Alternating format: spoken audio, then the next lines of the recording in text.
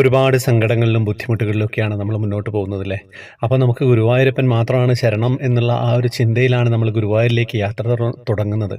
അങ്ങനെ ഒരു അനുഭവം അയച്ചു തന്നിട്ടുണ്ട് മക്കൾക്ക് വേണ്ടി അമ്മയുടെ ഒരു സങ്കടം, ഗുരുവായൂരപ്പനോടുള്ള സ്നേഹം. നമസ്കാരം ശ്രീകാന്ത് സാർ, ഞാൻ കൊല്ലത്ത് നിന്ന് 56 വയസ്സുള്ള ഒരു വീട്ടമ്മയാണ്. കുറച്ചു നാളായിട്ട് ത്രിമോദ്ധരത്തിൽ വരുന്ന കൃഷ്ണാനുഭവങ്ങൾ കേൾക്കാൻ ഭാഗ്യമുണ്ടായത്. ഓരോ അനുഭവങ്ങൾ കേൾക്കുമ്പോൾ എനിക്ക് കരച്ചിൽ വരും. കണ്ണൻ്റെ ഒരു കരുതൽ എന്നാണ് എനിക്ക് കിട്ടുന്നതെന്ന് ഓർത്തിട്ടാണ്. ഗുരുവായൂർ പോയിട്ട് 15 വർഷത്തോളമായിട്ടോ. പിന്നെ പോകാൻ പറ്റിയിട്ടില്ല. ജീവിത പ്രയാസങ്ങളും ബുദ്ധിമുട്ടുകളും കൊണ്ട് വീർപ്പുമുട്ടിയപ്പോൾ ദൈവത്തെ വിളി കുറഞ്ഞു. മനസ്സിനൊരു തരം മരവിപ്പായിരുന്നു. അങ്ങനെ ഇരിക്കുമ്പോഴാണ് കൃഷ്ണാനുഭവങ്ങൾ കേൾക്കാനിടയായത്. പെട്ടെന്ന് എനിക്ക് ഉണ്ണിക്കണ്ണനോട് വല്ലാത്തൊരു സ്നേഹം. പിന്നെ എത്രയും പെട്ടെന്ന് ഗുരുവായൂരിലെത്തണമെന്ന ആഗ്രഹമായി. അങ്ങനെ ഈ വരുന്ന 23-ാം തീയതി ഞങ്ങൾ ഗുരുവായൂരിൽ പോകാൻ തീരുമാനിച്ചിരിക്കുകയാണ്. എനിക്കും ഈ ഗ്രൂപ്പിൽ ചേരണമെന്ന് ആഗ്രഹമുണ്ട്. പക്ഷേ എൻ്റെ ജീവിത സാഹചര്യങ്ങൾ അതിനൊന്നും പറ്റുന്നതല്ല. അതിനൊക്കെ ഒരു ഭാഗ്യം വേണം. എന്തെങ്കിലും ഗ്രൂപ്പിൽ ചേരാനുള്ള ഭാഗ്യം കണ്ണൻ എനിക്ക് തരുമായിരിക്കും അല്ലേ സാർ?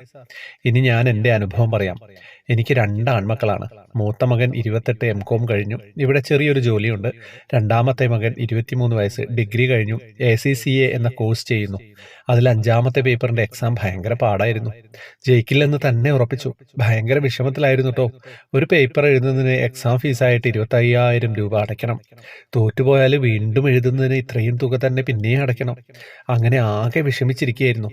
എനിക്ക് ഗുരുവായൂരപ്പൻ കൈവിടില്ലെന്ന ഒരു വിശ്വാസം ഉണ്ടായിരുന്നു.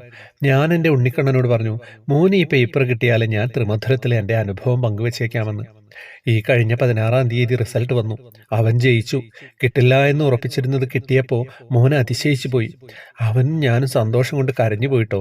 ഇപ്പോൾ എനിക്ക് ഉറപ്പുണ്ട് കണ്ണൻ എന്നെ കൈവിടില്ലെന്ന്. എല്ലാം ഞാൻ ഗുരുവായൂരപ്പനിൽ സമർപ്പിക്കുന്നു. സാർ, എഴുതിയത് നീണ്ടുപോയെങ്കിൽ ചുരുക്കി സാറിൻ്റെ രീതിയിൽ വായിച്ചാൽ മതിയേ. ഇതിൽ ചുരുക്കാനൊന്നും പറ്റില്ലല്ലോ.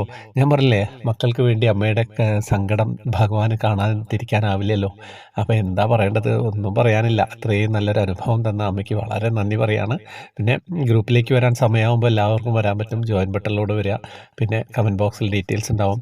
ഇന്ന് നമ്മൾ കുറേ ദിവസത്തിനിടയ്ക്ക് 7 പേർക്ക് സമ്മാനം ഗ്രൂപ്പിൽ കൊടുക്കേണ്ടായി. ആ ഒരു സന്തോഷമുണ്ട്. പിന്നെ വേറെ വിശേഷമൊന്നുമില്ല എന്ന് വിചാരിക്കുന്നു. ഹരേ കൃഷ്ണ.